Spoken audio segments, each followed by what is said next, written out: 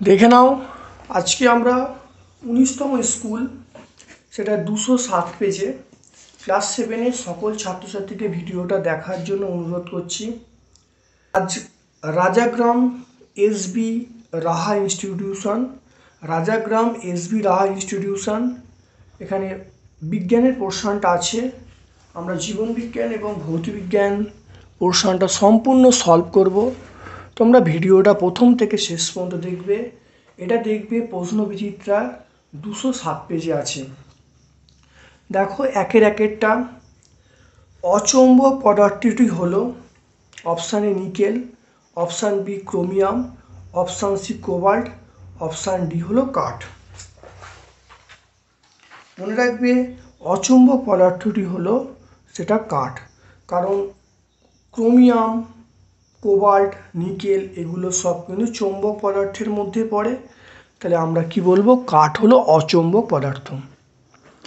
তারপর দেখো তড়িতে সুপরিবাহী পদার্থটি হলো অপশান এ কাঠ, অপশান বি লোহা, option C plastic, option D rubber.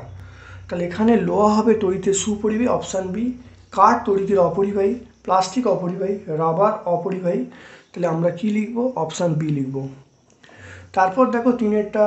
টর্চের সেলকে বলা হয় primary cell, secondary cell, tertiary cell আর রিভার্সিবল সেল। সেটা মনে রাখবে, এটা হলো প্রাইমারি সেল। সেটা হলো টর্চের সেলকে আমরা কি বলবো? প্রাইমারি সেল বলবো। গুচ্ছমূল দেখা যায় অপশান এ আম গাছে, অপশান বি মটর গাছে, অপশান সি ধান গাছে, অপশান ডি সুন্দরী গাছে। তাহলে গুচ্ছমূল দেখা যায় আমরা ধান গাছে, অপশান সি বলবো। তারপর দেখো আপাতন কোণ 30 ডিগ্রি হলে প্রতিফলন কোণ কত হবে? মনে রাখ, আপাতন কোণ 30 ডিগ্রি হলে প্রতিফলন কোণ হবে option A 60 degree, option B 45 degree, option C 30 degree, option D 50 degree. মনে রাখবে আপাতন কোণ যা হবে প্রতিফলন কোণ তাই হবে। এটা প্রতিফলনের দ্বিতীয় সূত্র বলছে, তাহলে অবশ্যই 3 নম্বর উত্তরটা হবে, অর্থাৎ অপশান সি হবে। মনে রাখবে আপাতন কোণের মান প্রতিফলন কোণের মান সমান হয়। আপাতন কোণ যদি 30 ডিগ্রি হয়, প্রতিফলন কোণের মান 30 ডিগ্রি হবে। তারপর দেখো পরিবেশ বান্ধব শক্তি উৎস হলো অপশান এ কয়লা, option B petrol, option C সৌরশক্তি, অপশান ডি ডিজেল। তাহলে এটা হবে অপশান সি সৌরশক্তি। সৌরশক্তি হলো পরিবেশ দূষণ ঘটায় না, তাহলে অপশান ডি হবে। বাকি কয়লা, পেট্রোল, ডিজেল এগুলো হলো আমার জীবাশ্ম জ্বালানি, তাহলে পরিবেশ দূষণ ঘটাবে। তাহলে অ্যান্সার হবে অপশান সি সৌরশক্তি। তারপর দেখো এটিএম এর পুরো অর্থ কী? এটিএম আমরা বিগত ক্লাসে বহুবার করেছি, দেখে নেবে তোমরা। অটোমেটেড টেলার মেশিন, বহুবার অনেকবার করেছি, দেখে নেবে মানে বিভিন্ন ক্লাসে তোমরা দেখে নেবে। দেখবে 17 নম্বর স্কুল যে পানিপারুল মুকুটেশ্বর হাই স্কুল আছে সেখানেও করেছি। এটা হলো এ মানে অটোমেটেড, টি মানে টেলার, এম মানে machine, automated teller machine. Number দুই দেখো মূলের ডগা টুপির মতো অংশ কি বলে? মূলের ডগায় টুপির মতো অংশকে আমরা কি বলবো? মূলত্র বলবো। মূলের ডগায় টুপির মতো অংশকে আমরা মূলত্র বলবো। ফুলের কোন অংশ ফলে পরিণত হয়? ফুলের ডিম্বাশয়। ফুলের ডিম্বাশয় ফলে পরিণত হয়। 4 নম্বর অমসৃণ তলে আলোর কী ধরনের প্রতিফলন ঘটে? অমসৃণ তলে আলোর বিক্ষিপ্ত প্রতিফলন ঘটে। তাহলে অমসৃণ তলে আলোর বিক্ষিপ্ত প্রতিফলন ঘটে। জীবাশ্ম জ্বালানির উদাহরণ কি? এটা আমরা বলবো কয়লা। জীবাশ্ম জ্বালানি আমরা বলবো কয়লা। তারপর দেখো 6টা কলিং বেলে ইলেকট্রিক কলিং বেলে কী ধরনের চুম্বক ব্যবহার করা হয়? এটা তোমরা মনে রাখবে তড়িৎ চুম্বক।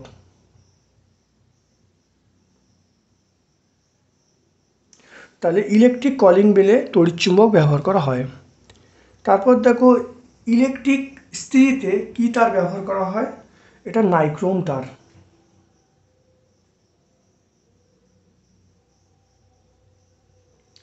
তাহলে ইলেকট্রিক ইস্ত্রিতে আমরা নাইক্রোম তার ব্যবহার করি। তারপর দেখো 3-এর 1-এরটা ফিউজ তারের কাজ কি, এটা আমরা অবশ্যই আমরা করেছিলাম। ফিউজ তারের কাজ,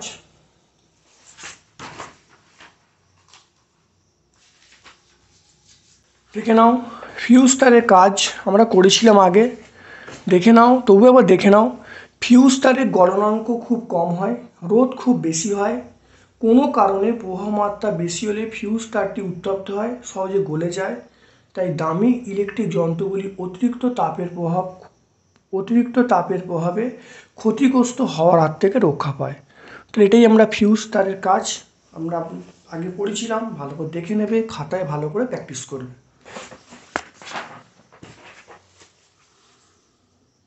তারপর দেখো সৌরশক্তির দুটি ব্যবহার লিখতে বলছে।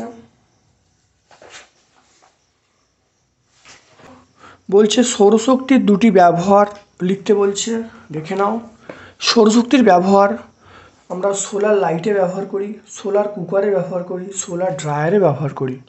তাহলে solar light, solar cooker, solar ড্রায়ারে আমরা সৌরশক্তির ব্যবহার করে থাকি। তারপর দেখো সমতল দর্পণে গঠিত প্রতিবিম্ব লিখতে বলছে। সমতল দর্পণে গঠিত প্রতিবিম্বের দুটো বৈশিষ্ট্য লিখতে বলছে। সমতল দর্পণে গঠিত প্রতিবিম্বের বৈশিষ্ট্য, 1 নম্বর পয়েন্ট মনে রাখবে, প্রতিবিম্বের আকার বস্তুর আকার সমান হয়। তাহলে 1 নম্বর পয়েন্ট হলো প্রতিবিম্বের আকার বস্তুর আকার সমান হয়, বা প্রতিবিম্বের দৈর্ঘ্য বস্তুর দৈর্ঘ্য সমান হয়। প্রতিবিম্বের আকার বস্তুর আকার সমান হয়, বা প্রতিবিম্বের দৈর্ঘ্য বস্তুর দৈর্ঘ্য সমান হয়, এটা একটা মনে রাখবে। নাম্বার 2 হলো দর্পণ থেকে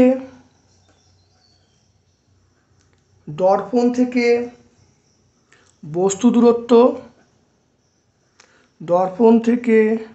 সমান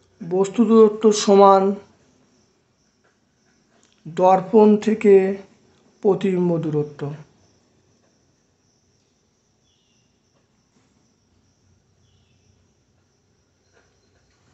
তাহলে 2 নম্বর পয়েন্ট হলো দর্পণ থেকে বস্তু দূরত্ব সমান দর্পণ থেকে প্রতিবিম্ব দূরত্ব। 3 নম্বর পয়েন্ট হলো প্রতিবিম্বটি অসৎ হবে।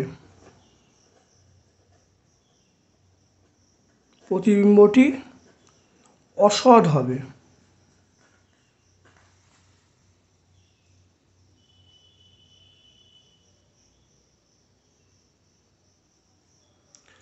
4 নম্বর পয়েন্ট আমরা বলবো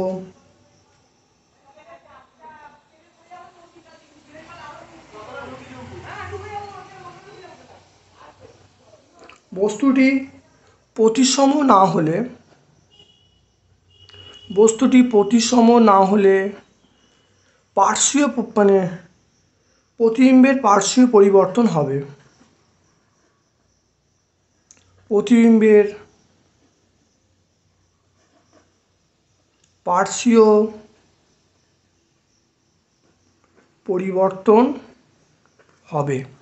তাহলে 1 নম্বর পয়েন্ট হলো প্রতিবিম্বের আকার বস্তুর আকার সমান হবে, দর্পণ থেকে বস্তু দূরত্ব সমান দর্পণ থেকে প্রতিবিম্ব দূরত্ব। 3 নম্বর পয়েন্ট হলো প্রতিবিম্বটি অসৎ হবে। 4 নম্বর পয়েন্ট হলো বস্তুটি যদি প্রতিসম না হয় তাহলে প্রতিবিম্বের পার্শ্বীয় পরিবর্তন ঘটবে। তাহলে যে কোনো দুটো পয়েন্ট পরীক্ষায় তোমরা লিখে দেবে। এরপর দেখো দেয়া আছে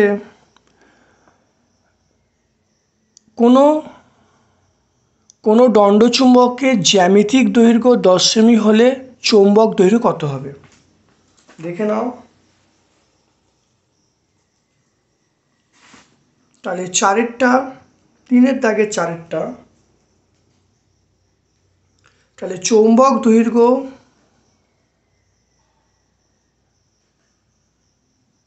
চৌম্বক দৈর্ঘ্য সমান আমরা বলবো 0.85 ইন্টু জ্যামিতিক দৈর্ঘ্য,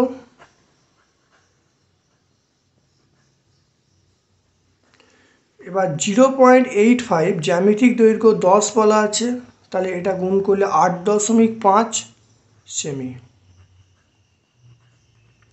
তাহলে জ্যামিতিক দৈর্ঘ্য আমাদের 10 সেমি বলা আছে, তাহলে চৌম্বক দৈর্ঘ্য বার করার নিয়ম হলো 0.85 ইন্টু জ্যামিতিক দৈর্ঘ্য।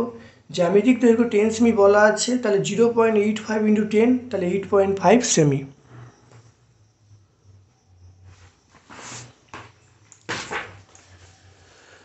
পাঁচ নম্বর দেখো, একটি আদর্শ ফুলের চিত্র অঙ্কন করে বিভিন্ন অংশ চিহ্নিত করতে বলছে।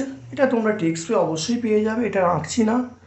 তারপর দেখো 6টা, একটি মুক্ত তড়িৎ বর্তনীর চিত্র অঙ্কন করতে বলছে, যেখানে একটা বাল্ব, একটা সেল, একটা সুইচ থাকবে। দেখে নাও কিভাবে হবে, একটু দেখে নাও। তাহলে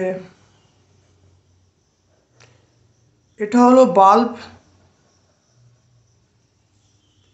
একটা সেল, তাহলে এটা হলো সেল, আর এটা হলো সুইচ।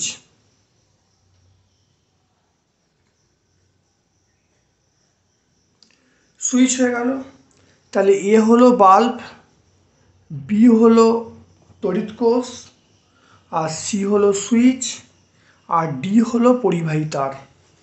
তাহলে এটা আমরা লিখে দিই প্রথমে। তাহলে এ, এটা কি, এ হলো বাল্ব, বি এটা তড়িৎ কোষ, বা এটাকে আমরা ব্যাটারিও বলতে পারি। সিটা কি, সিটা হলো সুইচ, আর ডিটা পরিবাহী তার।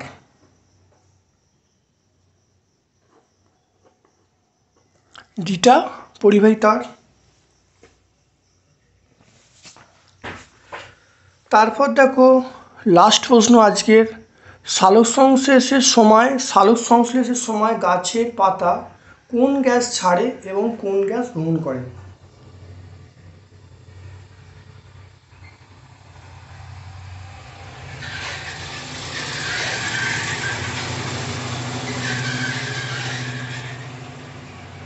তাহলে সালোকসংশ্লেষের সময় গাছের পাতা O2 গ্যাস ছাড়ে আর CO2 গ্যাস গ্রহণ করে। তাহলে সালোকসংশ্লেষের সময় গাছের পাতা অক্সিজেন ছাড়ে, O2 মানে অক্সিজেন ছাড়ে, আর কোন গ্যাস গ্রহণ করে? CO2 গ্যাস গ্রহণ করে। তাহলে আজকে আমরা 19তম স্কুল, সেটা রাজাগ্রাম SB রাহা ইনস্টিটিউশন, সম্পূর্ণ সলভ করলাম। তোমরা ভিডিওটা প্রথম থেকে শেষ পর্যন্ত দেখবে।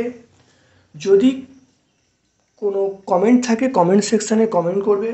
তোমরা কোন ধরনের ভিডিও আরও বেশি বেশি চাও সে বিষয়ে অবশ্যই কমেন্ট করবে। প্রত্যেকটা ভিডিওকে তোমরা লাইক করবে। যারা চ্যানেলটা সাবস্ক্রাইব করো, চ্যানেলটা সাবস্ক্রাইব করে দেবে। তোমাদের সকলকে রিকোয়েস্ট করছি, অনুরোধ করছি, তোমাদের এই আমার ইউটিউব চ্যানেলের লিঙ্কটা তোমরা সবাই বন্ধুবান্ধবের মধ্যে সেন্ড করে দেবে। আমার পক্ষ থেকে তোমাদের সকলকে ধন্যবাদ জানিয়ে আজকের মতো আমি ভিডিওটা শেষ করলাম।